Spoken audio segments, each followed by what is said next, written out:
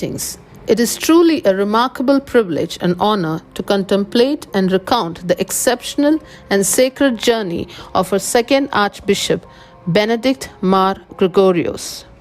Please take a moment to watch this video that showcases his life and dedicated ministries.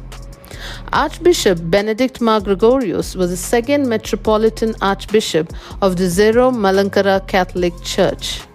The Archbishop's baptismal name was Geevarghese. His family members lovingly referred him as Kunyukutty. He was born on 1st February 1916 in the Mundu Plathingal Thangalathil family as a second son of Idikula and Annamma at Kallupara, Tiruvalla in the district of Pathanamthitta, Kerala, India. After completing his primary and middle school studies, he joined the St. John's School, Iraviperur, for his secondary school education. It was at this time that the Metropolitan Mar Ivanios started many Bethany churches with the intention of reforming the Orthodox Church, and one among them was located near the Thangalathil family, fostering a strong connection with him. It was during this period that the divided Malankara Church unified with the Catholic Church under the leadership of Archbishop Mar Ivanios. On Monday, the 21st of November 1933, Varghese became a brother in the spiritual endeavor. He assumed the name Benedict, which means blessed, and on 15th August 1935, he took his temporary religious vows before Archbishop Mar Ivanios. After his minor seminary studies, he was sent to Papal Seminary at Kandy, Sri Lanka for his priestly studies. He made his perpetual profession on 24th August 1941. Most Reverend Bernardo Regno, the Bishop of Kandy, ordained him as priest on 24th August 1944. And he celebrated his first Holy Kurbano in the seminary chapel. After his return in December 1944, Archbishop Mar Ivanios appointed Father Benedict to teach Syriac at the St. Aloysius Minor Seminary. He joined St. Joseph College, Tiruchirappalli in 1946 for a bachelor's degree in economics and graduated as the top scorer of the University of Madras in 1949. He was then appointed as the first principal of Mar Ivanios College. In 1952, he was elected as bishop. He was ordained as Ramban in the Archbishop's House Chapel on 27 December 1952 and was made the auxiliary bishop of the Archieparchy of Trivandrum after the name Mar Gregorios. He became the Archbishop in January 1955. He received pallium on 14th May 1959. He dedicated his priestly life to the service not only for the Malankarites or Catholics alone, but for the human society in general through his ministry. He left his ineffaceable marks in the social and religious psyche of India. During times of social calamities and religious instability, he was sought after to reinstate peace and harmony in the society. He was a champion of religious harmony. He had proved his expertise in social, educational, and economical fields of Kerala and was appreciated by all, irrespective of caste, creed, and religion. He wholeheartedly devoted his priestly life to the broader spectrum of humanity, extending his service well beyond the confines of Malankara society. His life is a testament to numerous instances of social engagement and philanthropic endeavors. Whenever there was a lull in social and religious initiatives in India, his contributions stood out prominently.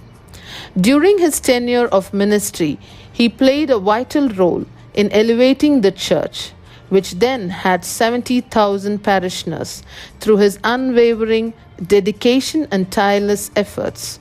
Today, the number of baptized believers in Kerala has surged to an impressive 3 lakhs, a testament to the enduring impact of his work. In a meeting held in 1994 to appreciate and congratulate Mar Gregorius on his sacerdotal Golden Jubilee, Mr. K.R. Narayan, the then Vice President of India, complimented that Mar Gregorius is a world citizen and perfect example of secularism of our country. He had keenly attended all the sessions of the Second Vatican Council, extensively contributing to its richness. He had strongly asserted during the discussions on the dogmatic constitution of the Church in the modern world that the developed countries must help developing countries not merely out of charity but out of justice. He went to the Second Vatican Conference as India's representative and became one of the reasons for its excellence. He was of the opinion that justice, faith, and love should flourish in the churches, and churches should be set up in a way so that it brings innovation. Due to his efforts, the poor people were uplifted and lived an improved life as good citizens of the society. Our second Archbishop, Benedict Mar Gregorius, possessed a deep appreciation for poetry with a proficiency in Malayalam, Latin, Tamil, English, Italian, French, and Portuguese, and harbored a keen interest in the realms of science and technology. His knowledge extended to various aspects of agriculture, including plant breeding, modern farming techniques, the cultivation of short-term growing trees, mushroom farming, animal husbandry, cattle breeding methods, sunflowers, transgenic rose flowers, and seeds. Notably, he introduced and cultivated the manju tree, akin to the esteemed teak tree from Rome, transforming the bishop's residence into a veritable oasis. In his office, he established a nursery garden, generously offering plants to all who visited him and encouraging them to nurture these plants at home. His contributions sparked an agricultural revolution in Kerala as he endeavored to share advanced technologies from abroad, particularly in the realm of organic farming, and achieved remarkable success in this endeavor within the region. He staunchly opposed untouchability and held a deep concern for the welfare of farmers. Archbishop Benedict Mar Gregorius initiated a small-scale tailoring unit in Nalanjira dedicated to uplifting the underprivileged. His endeavor prioritized safety for workers and environmental sustainability. It was a source of great joy for him to witness a handbag manufactured by his unit being sold in a supermarket in Germany. His frequent assertion was that Kerala, despite its wealth, harbored a population afflicted by poverty. He emphasized the significant impact of poverty on education in India and believed that, as a church, collective efforts should be made to enhance the educational standards of the state. Through his dedicated work, he successfully garnered substantial contributions from believers abroad to support these noble causes. Besides the education and agriculture, he showed a keen interest in labor, industry, housing, social services, religious harmony, ecumenism, environment problem, and media. Benedict Mar Gregorius, in association with nearby Muslims, worked hard for community development. During his time, the Diocese of Marthandam was established in Tamil Nadu. He implemented a low-cost housing scheme for the homeless. Under the health program for million people, activities were organized, namely education for health and development, nutrition program, special care for children, juvenile guidance, maternity care, family planning through responsible parenthood, socio-economic development, environmental sanitation, disease control, healing the sick, rehabilitation of the disabled, nature cure, and yoga treatment. St. John's College, Anchal, a first-grade arts and science college in Kollam district, was established by Gregorius. St. John's College, Anchal, became the nerve center of the total development of a remote rural village into a fast-developing township. The enduring testament to his altruistic public life is vividly embodied in Mar Gregorius College in the West and Sacred Heart High School in Padi, Chennai. Archbishop Benedict Mar Gregorius regarded all of India's inhabitants as his brethren, and through these educational institutions extended the love of Christ that he had received to the entire community of Chennai. His aspiration was to elevate the educational status of every family. Prior to 1966, Latin language services were only conducted in two places within the Catholic Church in Chennai, one at the Marthoma Church in Chetpat and the other at the Orthodox Church in Broadway.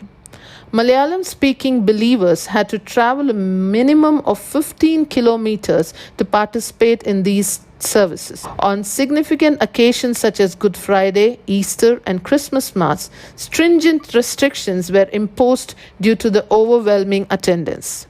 During this time, the St. George organization united the faithful and established a prayer group in the Britannia School Hall in Padi, which was owned by a member of the South Indian Church.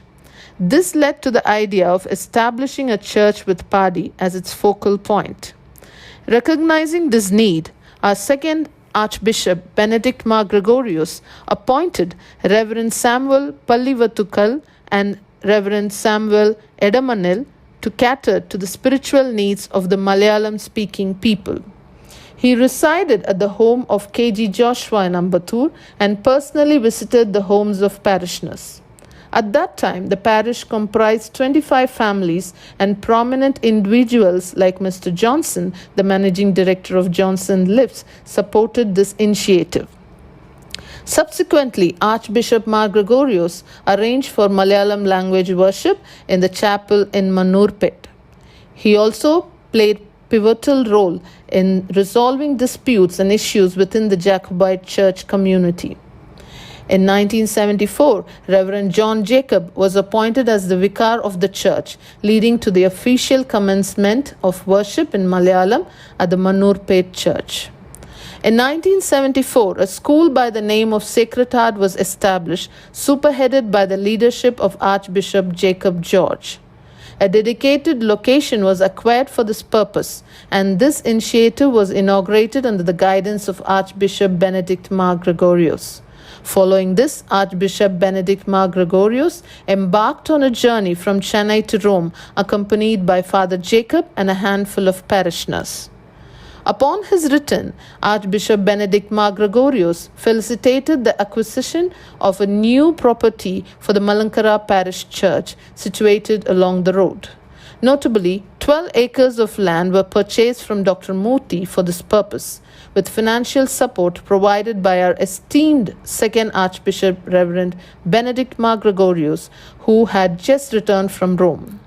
Reverend Benedict Mar Gregorius personally blessed the church and oversaw the setup of a temporary tent on the newly acquired site before departing for Thiruvananthapuram. On the 27th of April 1978, the foundation stone was ceremoniously laid by the Archbishop Arulappa, and the esteemed presence of Reverend Mar Gregorius marked the significant occasion. Subsequently, the construction of the temple was diligently undertaken, culminating in its completion. On the 8th of May 1979, the newly constructed church was consecrated by our Archbishop, graced by the presence of Archbishop Belaksinos, Ambassador Kuruvilla, and several bishops. After this, Bethany Convent was built in May 1980.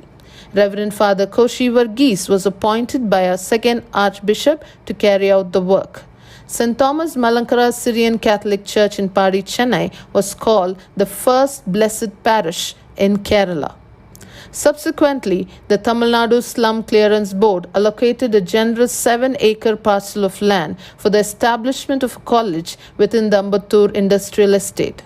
This initiative was realized with the assistance of the World Bank, established in 1993. The St. Thomas Malankara Trust operating through the center, was chosen to spearhead the effort aiming to inaugurate Mar Gregorius College of Engineering on July 3, 1994. The foundation stone of this endeavor was ceremonially placed at the location where the current vice principal's cabin stands today. However, the pursuit of this project was eventually halted, primarily due to the Archbishop's reservations. He expressed concerns regarding the high affiliation fees required for engineering colleges and substantial indirect support costs associated with such an undertaking. It's noteworthy that Archbishop Benedict Mar Gregorius had personally laid the foundation stone for the Mar Gregorius College, marking his last visit to Chennai. Archbishop Benedict Mar Gregorius was second archbishop, lived a full life spanning 78 years, 10 months, and 9 days.